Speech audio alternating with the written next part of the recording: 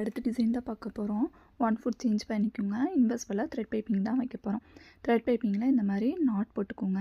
ஓகேங்களா? So not போட்டுட்டு ரொம்பவே பொறுமையாக ஸ்லீவுக்கு வந்து நேர் பீஸே போதும். ஓகேங்களா? கழுத்துக்கெலாம் வைக்கிறீங்கன்னா பயாஸ் பீஸில் வச்சுக்கோங்க. இந்த பீஸை வந்து இழுக்கவும் கூடாது. அதே மாதிரி த்ரெட் பைப்பிங்கை நம்ம பக்கமாகவும் இழுக்கக்கூடாது. எந்த இடத்துலையுமே இழுக்கக்கூடாது. இழுத்தீங்க அப்படின்னா பைப்பிங்கில் சுருக்கம் நிறைய விழுந்துடும். ஓகேங்களா? ஸோ ரொம்பவே பொறுமையாக தேய்ங்க. ஓகேவா? ஸோ இந்த மாதிரி தேய்ச்சதுக்கப்புறம் எக்ஸ்ட்ரா இருக்கிற ஃபேப்ரிக்கை ஒரு 1/2 இன்ச் இருந்தால் போதும் நமக்கு. ஓகேங்களா? பேலன்ஸ் இருக்கிற எல்லாத்தையுமே கட் பண்ணி எடுத்துக்கோங்க. ஓகேங்களா? ஸோ நல்லா ஞாபகம் வச்சுக்கோங்க, கைக்கு வந்து நேர் பீஸ் தான் வைக்கணும். ஓகேங்களா? ஸோ இதையும் கட் பண்ணிட்டேன். இப்போ நமக்கு தேவையான பீஸ் ரெடி ஆகிடுச்சு. ஓகேங்களா? ஸோ இந்த பீஸில் வந்து லைனிங்கில் ஃபஸ்ட்டு இந்த மாதிரி நான் இப்போ அட்டாச் பண்ணுற மாதிரி அட்டாச் பண்ணிக்கோங்க.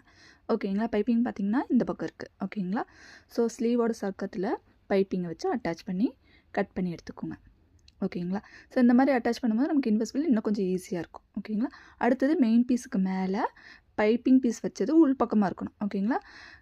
கை சுற்றளவு அடிச்சுட்டு எக்ஸ்ட்ரா இருக்கிற பீஸை கட் பண்ணி எடுத்துக்கோங்க. இப்போ திருப்பினது உடனே பதிவு தையல் போடக்கூடாது. ஓகேங்களா? இதையும் அயன் பண்ணுங்கள். ஓகேங்களா?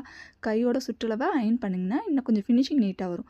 சில சமயம் மெயின் பீஸ்லேயே சுருக்கம் விழுகும் நம்ம டேரெக்டாக வச்சு தைக்கும்போது. அந்த மாதிரி சுருக்கம் விழுகக்கூடாதுன்னா கம்பல்சரி அந்த இடத்த அயன் பண்ணிக்கோங்க. ஓகேங்களா?